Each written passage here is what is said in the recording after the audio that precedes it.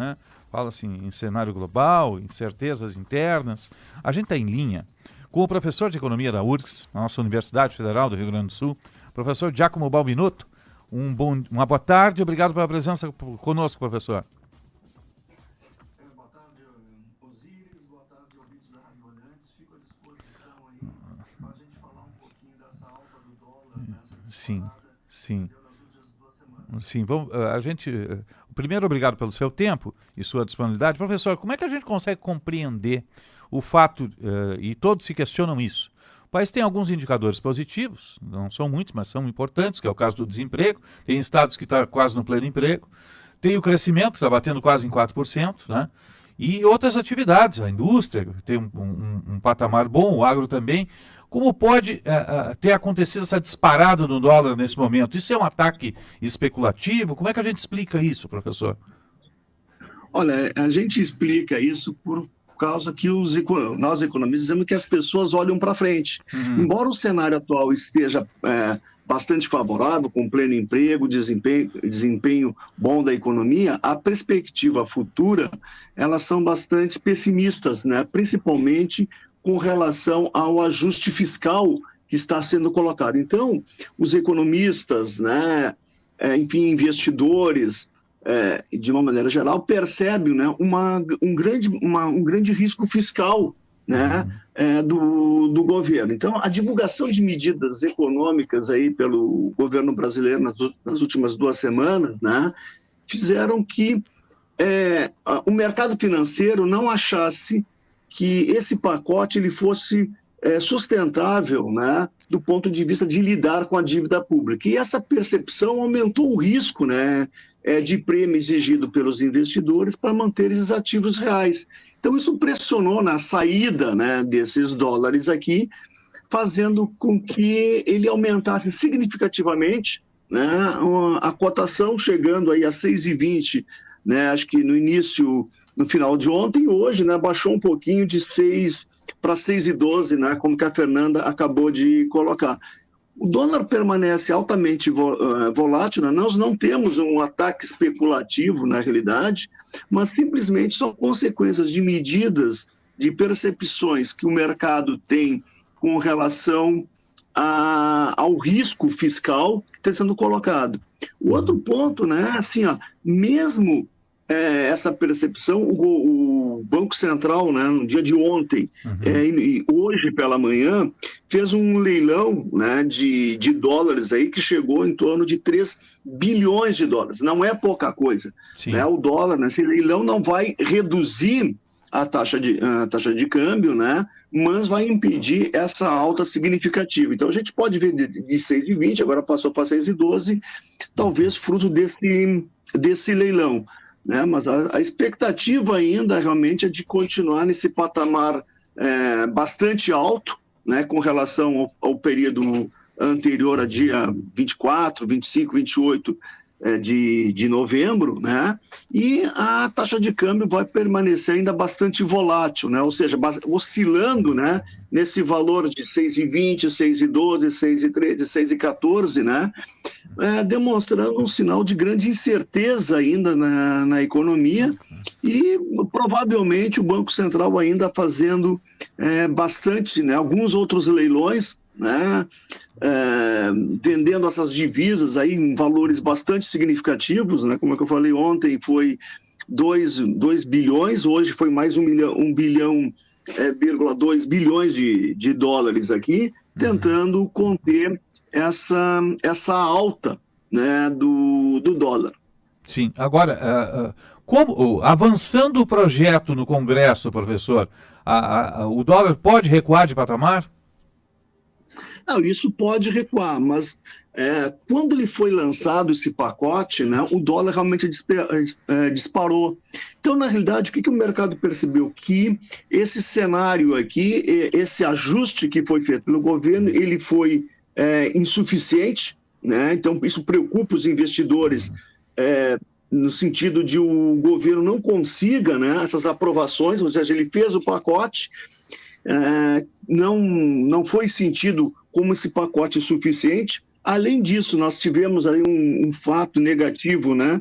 Talvez a queda, a internação do presidente Lula, que impediu ele de uma intervenção, né? Uma pressão maior do presidente para a aprovação desse pacote aqui.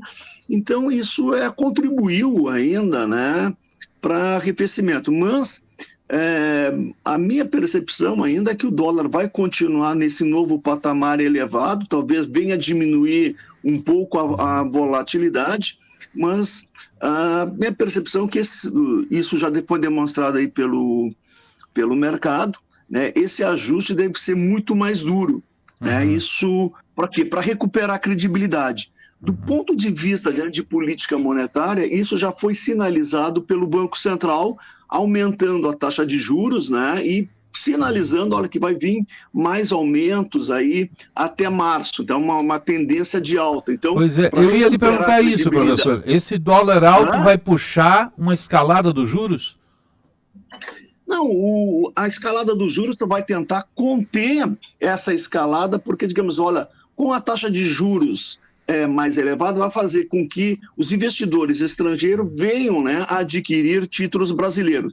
O outro ponto favorável, Osiris, que talvez possa arrefecer esse aumento do dólar, é uma expectativa que vai vir amanhã da taxa de juros dos Estados Unidos, do Fed, né, que se espera uma queda de 0,25 pontos percentuais.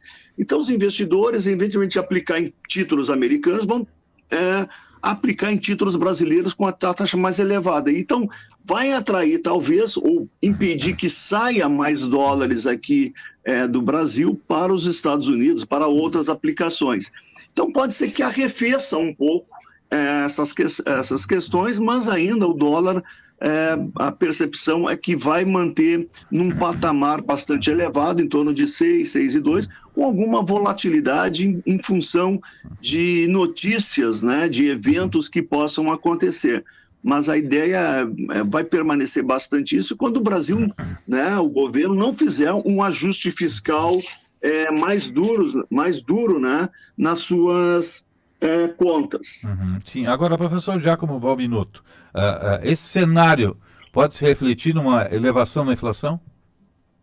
Sim, vai refletir numa inflação interna, porque vai se refletir isso, né, nos próximos meses aqui, principalmente, né, preço da gasolina, preço do diesel, preço do trigo, né, massa, pão e assim por diante, né, e de outros insumos importados. Então, isso vai se refletir realmente, né, na inflação, mas é um evento assim, de once for all, que a gente de uma vez por todas. Ele aumentou e ficou patamar mais elevado. Então, vai ficar mais elevado porque os insumos importados, principalmente petróleo, trigo e outros insumos que são utilizados, vão se refletir nos preços aí, né, de alguns insumos. Mas o que a gente tem, basicamente, vai se refletir, basicamente, petróleo, né, gasolina, diesel, isso se reflete por toda a cadeia produtiva da economia e principalmente na casa de alimentos, que eu digo aí o trigo, o pão nosso de cada dia.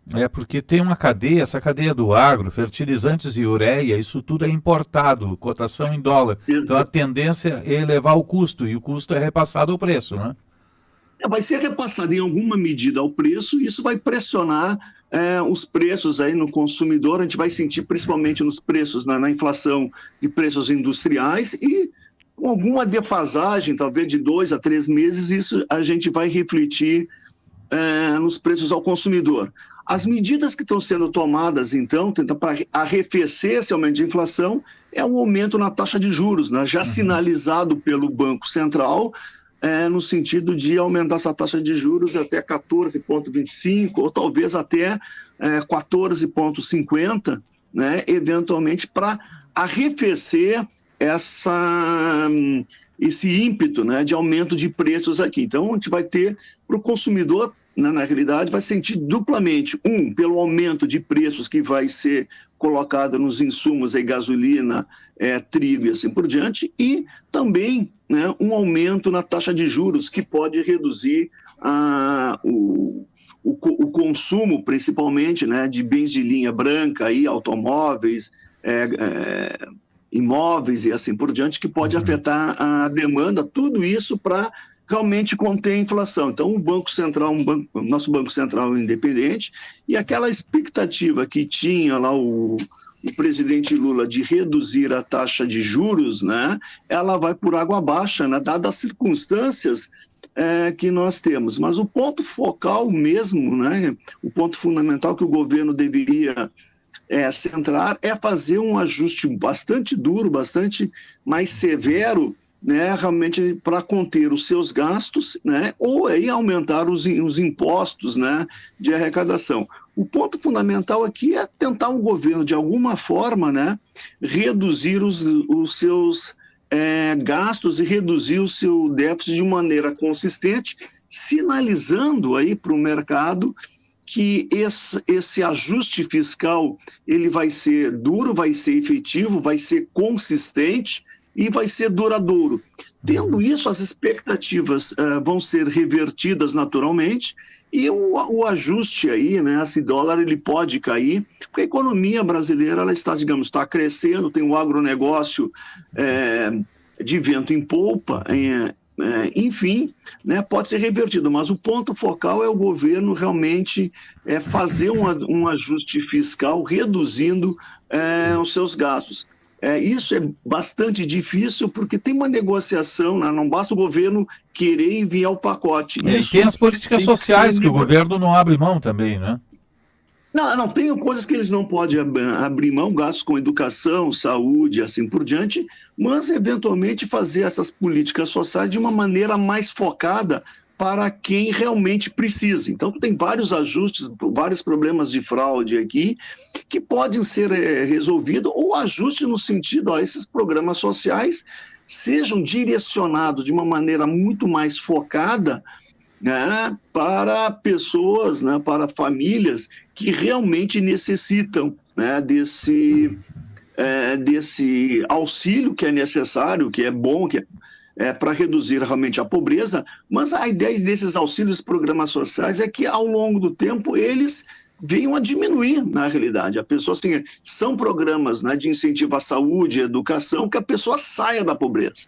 Então, não que aumente esses gastos em termos sociais, principalmente com educação, saúde e transferências de renda que possam ser feitas. Sim, ou seja, isso é uma crise que não tem remédio de curto prazo, né, professor? De curto prazo, sim, não. As medidas elas têm que ser sentidas, olha, que elas vão realmente ser implementadas, vão ser mantidas, e isso reverte as expectativas. Né? Ou seja, nós vamos ter uma sensação, né, de que essa dívida, né, essa dívida pública, ela vai diminuir ao longo do tempo. Ou seja, ter dívida não é um problema, é que essa dívida tem que ser sustentável. Ou seja, o que é sustentável? Que ela vai ser pagável de alguma forma. Né? Ela não pode ser paga com inflação.